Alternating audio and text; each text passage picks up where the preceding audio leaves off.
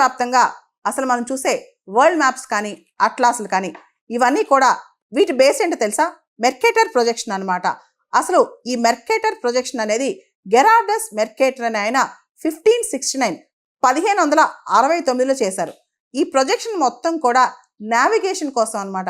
ఏదైతే షిప్పింగ్ నావిగేషన్కి అవసరమైందో దానికి సంబంధించి ఆయన అప్పట్లో ఒక మ్యాప్ చేశారనమాట. ఈ మెర్కేటర్ ప్రొజెక్షన్ అనేది సిలిండ్రికల్ మ్యాప్ ప్రొజెక్షన్. మనకు తెలుసు ఏదైనా సిలిండ్రికల్ షేప్లో స్పెరికల్ షేప్లో ఉండేదంతా కూడా ఒక ఫ్లాట్ పేపర్ మీద పెట్టాలి అంటే ఖచ్చితంగా దాని సైజెస్ మారుతూ ఉంటాయి అన్నమాట. అయితే ఈ మెర్కేటర్ అని ఆయన 1569లో ఎవరైతే నావిగేట్ చేస్తారో వాళ్ళకి యాంగిల్స్ డైరెక్షన్స్ పర్ఫెక్ట్గా ఇచ్చి చేశారనమాట. అంటే ఈ మెర్కేటర్ మ్యాప్ అనేది అప్పటి నుంచి కూడా యాంగిల్స్ డైరెక్షన్స్ కోసం స్పెషల్గా చేయబడింది.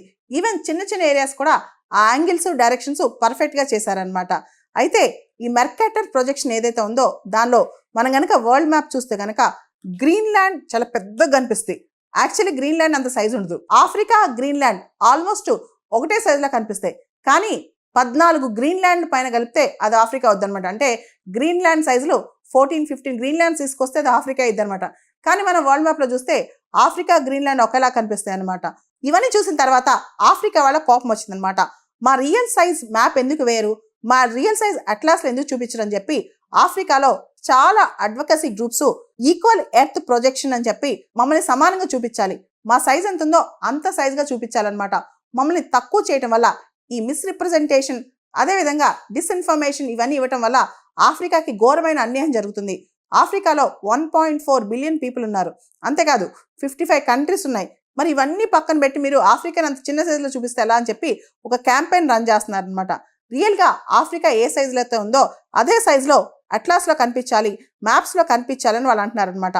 మనందరూ తెలుసు ఈ మ్యాప్ మెర్కేటర్ మ్యాప్ అనేది 1569లో మెర్కేటర్ అని ఆయన ప్రొజెక్ట్ చేశారనమాట. సో ఈయన యూరోపియన్ నావిగేటర్స్ ఎవరైతే ఉన్నారో వాళ్ళు సముద్రాన్ని చుట్టుముట్టడానికి ఇబ్బంది పడకుండా ప్రాపర్ యాంగిల్స్ ప్రాపర్ డైరెక్షన్స్ ఇస్తూ మ్యాప్ తయారు చేశారు.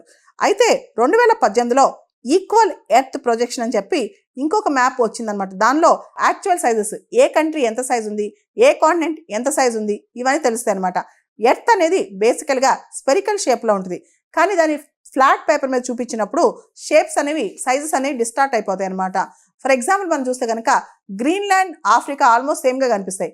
కానీ 14 గ్రీన్లాండ్ చూపిస్తే కానీ అంటే 14 గ్రీన్లాండ్లు కలిపితే కానీ అంత సైజు కలిపితే కానీ ఆఫ్రికా అవదనమాట. ఆఫ్రికాలో ఇప్పుడు చాలా మంది ఈ చిన్న సైజుగా ఆఫ్రికా చూపించడం వల్ల అంటే వాళ్ళ సైజు కన్నా చాలా చిన్న సైజులో ఆఫ్రికాను చూపించడం వల్ల ఆఫ్రికాని తక్కువ అంచనా వేస్తున్నారు. స్ట్రాటజిక్గా డెమోగ్రఫిక్గా ఎకనామికల్గా ఆఫ్రికాని మిస్రిప్రజెంట్ చేస్తున్నారని చెప్పి వాళ్ళు ఇప్పుడు గొడవ చేస్తున్నారనమాట. ముఖ్యంగా ఆఫ్రికాకి సంబంధించిన కొన్ని advocacy groups Africa no filter group అదేవిధంగా స్పీకప్ ఫర్ ఆఫ్రికా ఈ గ్రూప్స్ అన్నీ కూడా మ్యాప్ని కరెక్ట్ చేయాలి, కొత్త మ్యాప్స్ తీసుకురావాలి, ఆఫ్రికా సైజ్ని ట్రూగా రిఫ్లెక్ట్ చేయాలి, ఆఫ్రికా ప్రైడ్ దెబ్బతింటుంది, ఆఫ్రికా యొక్క ఆత్మగౌరవం దెబ్బతింటుంది అని చెప్పి వాళ్ళు గొడవ పెడుతున్నారనమాట. ప్రపంచంలో ఇప్పుడు ఆఫ్రికా అనేది మోస్ట్ హ్యాపెనింగ్ కాంటినెంట్ కాబట్టి అక్కడ మిస్ఇన్ఫర్మేషన్ డిస్ఇన్ఫర్మేషన్ ఇవన్నీ ఉండకూడదని చెప్పి క్యాంపెయిన్ రన్ చేస్తున్నారు. కానీ ఇంతకాలం పాటు ఆఫ్రికాని ఒక చీకటి కండిలా చూశారనమాట. వరల్డ్ మొత్తం యూరోసెంట్రిసిజం కనిపించేది. తర్వాత వరల్డ్ మొత్తం ఇప్పుడు అమెరికా వైపు చూస్తుంది. కానీ మిడిల్ క్లాస్ మార్కెట్ కానీ రిసోర్సెస్ కానీ human resources natural resources market size ఇదంతా ఆఫ్రికా బాగా గ్రో అవుతుంది అనమాట. ఆఫ్రికా సైజ్ అనేది ఆఫ్రికా యొక్క ఆత్మగౌరవం. ఆ సైజ్ అనేది ప్రాపర్గా రిప్రజెంట్ అవ్వాలి మ్యాప్స్లో అనేది వాళ్ళ కోరిక అనమాట. సాధారణంగా మనం ప్రపంచ పటంలో వరల్డ్ మ్యాప్లో భారతదేశం సైజ్ చూసినా సరే చాలా చిన్నగా కనిపిస్తుంది అనమాట. ఏదైతే ఈక్వెడార్కి దగ్గరగా ఉంటాయో ఆ దేశాల సైజులు చాలా చిన్నగా కనిపిస్తాయి. ఏదైతే పోల్స్కు దగ్గరికి వెళ్తామో ఆ దేశాల సైజులు చాలా పెద్దగా కనిపిస్తాయి అనమాట. సో ఇవన్నీ రెక్టిఫై చేసి ఈక్వల్ ఎర్త్ ప్రొజెక్షన్ తీసుకురావాల్సిన బాధ్యత ప్రపంచాంది అని చెప్పి చాలా మంది అడ్వకసీ గ్రూప్స్ వాదిస్తున్నారు.